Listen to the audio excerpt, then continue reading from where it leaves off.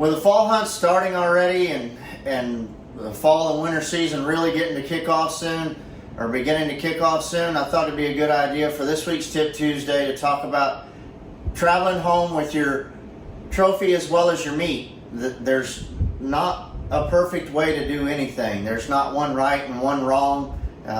If you're flying, you're going to have to deal with the regulations and stipulations of each specific airline that you're dealing with.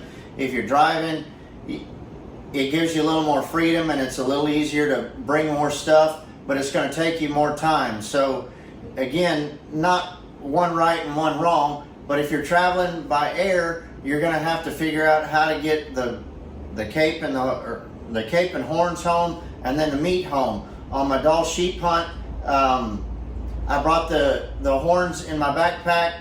The cape stayed with a taxidermist in Fairbanks, and he turned and salted everything and then shipped it to my taxidermist down here. And the meat, I deboned everything and put it in an ice chest. Alaska Air allowed me 40 pounds in a bag.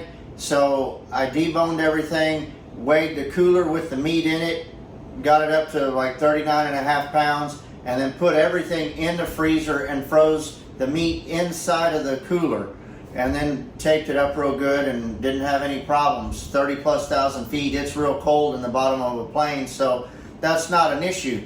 But if you're killing the bigger animals, moose, elk, stuff like that, it becomes problematic, and then you got to figure out how to ship meat. With what old Uncle Joe's done to our economy, there's no good way to ship meat. You're going to have to ship it a minimum of second day air, and you don't want to ship any later than Wednesday, because if you ship after Wednesday and there's a hiccup in the shipping, your meat's going to sit at a dock over the weekend and it's going to be ruined.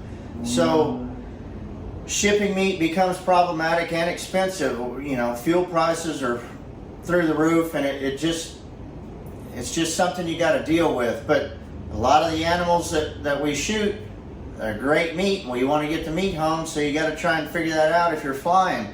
Same with big antlers. If you're going on an elk or moose or something like that, how are you going to get the antlers home? What I recommend to all of my customers that fly in and out is let me take the cape and the horns to a taxidermist, let me take the meat to a processor, and then just have everything shipped. Again, no right or wrong, just that's what I recommend.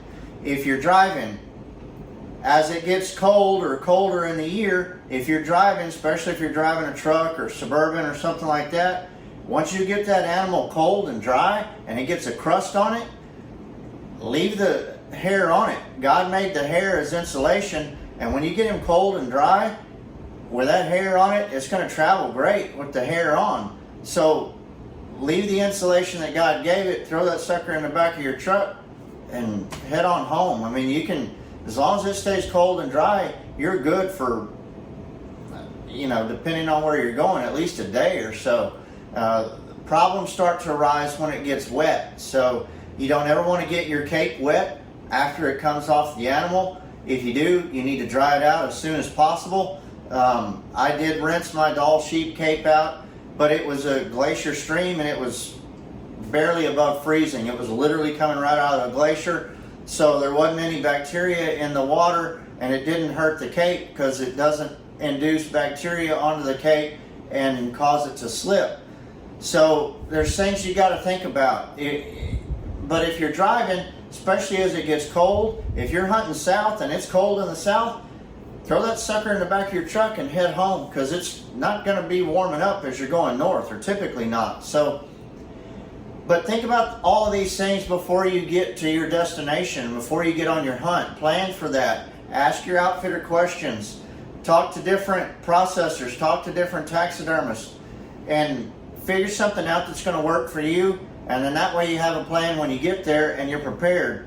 It'll make it a lot easier for you to get your animals home and get them in good condition and have memories that'll last a lifetime. So I hope that helps.